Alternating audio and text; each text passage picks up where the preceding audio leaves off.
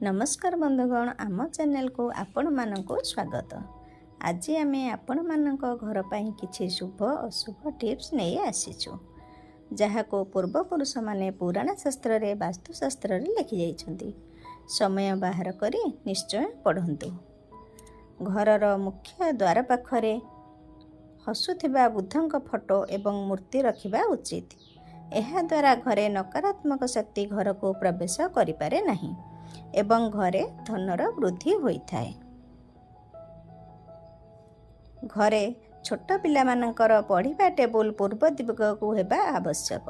एहा द्वारा पिला मानकर पढ़िबारे मन लागिथाए एवं स्मरण शक्ति वृद्धि होइथाए। घर भितर कंटा गछ लगेइबा अशुभ मना जाइथाए। सेही घरे अशुभ शक्तिर वास होइथाए एवं घरे दारिद्रता बढ़िथाए।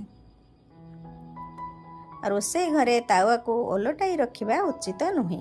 एहा द्वारा घरे दारिद्रता बढ़िथाए एवं रोटी करि सारिबा परे तावा को माजी देबा उचित। वास्तुशास्त्र अनुसार घरर रंग गोटे प्रकार हेबा आवश्यक। एहा द्वारा घरर वातावरण भल रहिथाए एवं घरर गोटे रंग द्वारा घर बहुत सुंदर देखा जाए।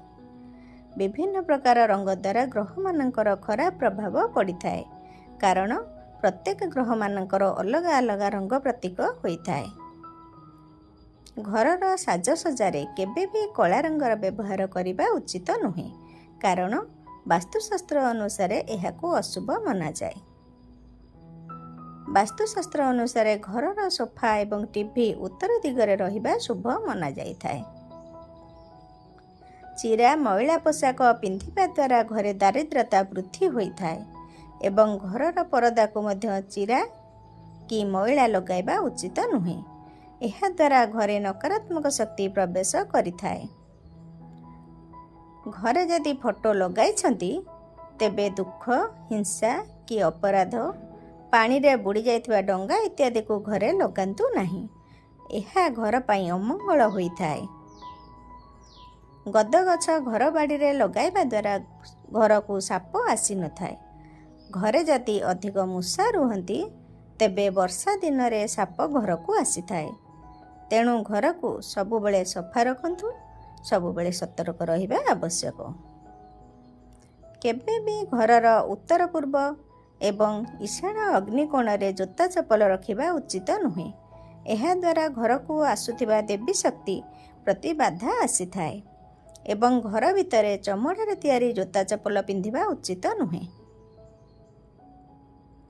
जेउ घरू मांकड़ अचानक खाद्य उठे नहीं जाए, सेही घरे आगको आसुथिबा समय बहुत शुभदायक होइथाए। घरू दारिद्रता एवं चिंता दूर हेबार संकेत मिलिथाए। जेउ घरे चुल्ली उपरे खाली बासन रखा जाइथाए किंबा खाद्य थिबा बासन रखा जाइथाए, सेही घरे अलक्ष्मी रहिथांती। भूल रे भी रोषेई सारिबा परे बासन को चूल्हा उपरे रखंतु नहीं। एक माटी कलशरे पानी पूर्ण करी पूर्व कि उत्तर दिग को रखंतु। एहा द्वारा घरर वास्तुदोष दूर होइथाए। वास्तुशास्त्र अनुसार घरर कबाट एवं द्वार बंध हेउची रक्षा कवच। प्रतिदिन ठाकुरंक पूजा समय रे कबाट एवं द्वार बंध को पूजा करिबा उचित। घर को केही भी खराब दुष्ट शक्ति प्रवेश करि परिबे नहीं। घरे बिरुड़ी बसा, बाई चढ़ई बसा कले घर पाई अत्यंत शुभ होइथाए। एही बसा को केबे भी भांगंतु नहीं।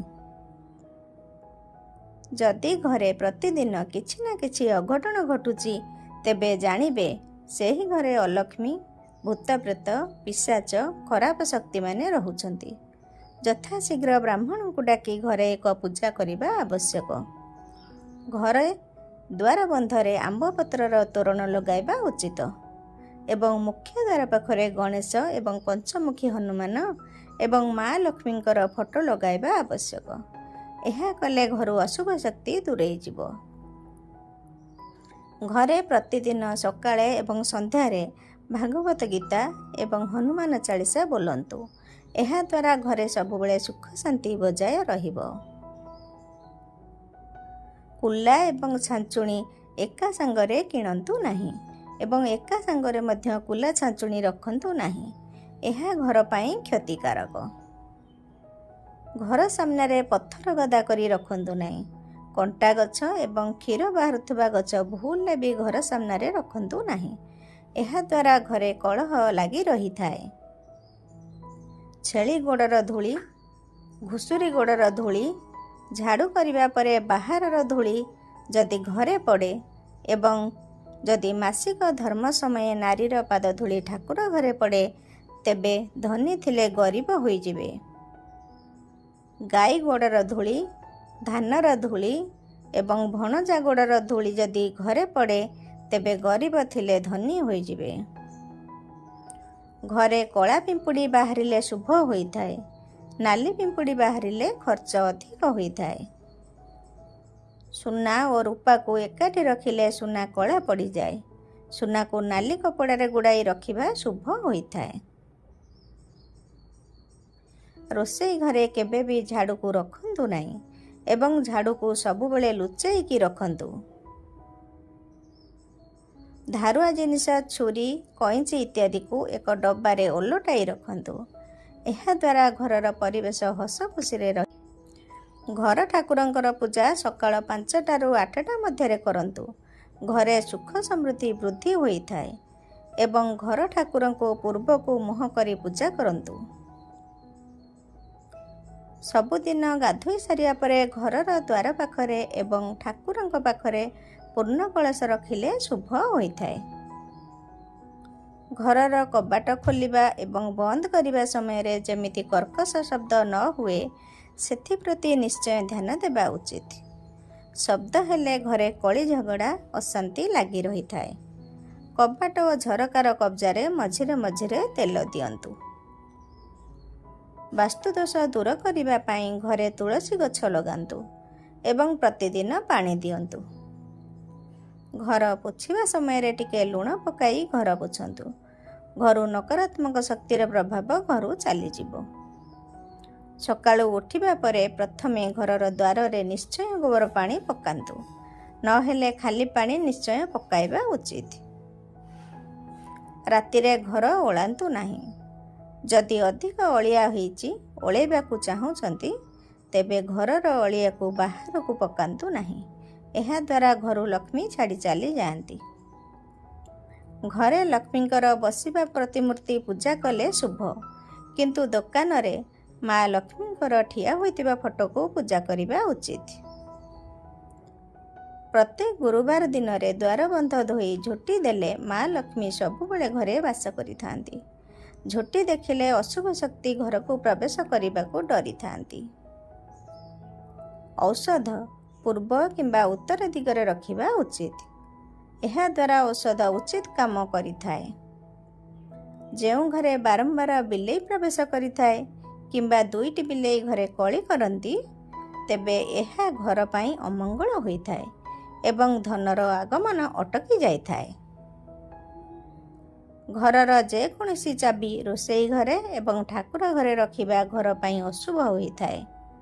ଏହାଦ୍ୱାରା ଘରେ ଆର୍ଥିକ କ୍ଷତି ହୋଇଥାଏ। ଘରର କାନ୍ଥରୁ ଯଦି ରଙ୍ଗ ଛାଡ଼ି ଖୋଳପା ଛାଡ଼ିଯାଏ, ତେବେ ଏହା ଘରେ ଅଭାବ ସୃଷ୍ଟି କରିଥାଏ। କାନ୍ଥର ଖୋଳପା ଛାଡ଼ିବା ମାତ୍ରେ ହିଁ ସଜାଡ଼ି ଦେବା ଉଚିତ। ଘରର ଦ୍ୱାରବନ୍ଧ କିମ୍ବା ମୁଖ୍ୟ ଦ୍ୱାର ପାଖରେ ଡଷ୍ଟବିନ୍ କି ଅଳିଆ ଗଦା କରି ରଖନ୍ତୁ ନାହିଁ। ଏହାଦ୍ୱାରା ଘରେ ନକାରାତ୍ମକ ଶକ୍ତିର ପ୍ରଭାବରେ ପଡ଼ୋଶୀଙ୍କ ସହିତ କଳି ଝଗଡ଼ା ଲାଗି ରହିଥାଏ। ଆଜି ଏତିକି। ଆହୁରି ଅଧିକ ଜାଣିବା ପାଇଁ ଆମ ଚ୍ୟାନେଲକୁ ଲାଇକ୍ କରନ୍ତୁ, ସେୟାର କରନ୍ତୁ ଏବଂ ସବସ୍କ୍ରାଇବ୍ କରନ୍ତୁ। ଧନ୍ୟବାଦ। ଜୟ ଜଗନ୍ନାଥ।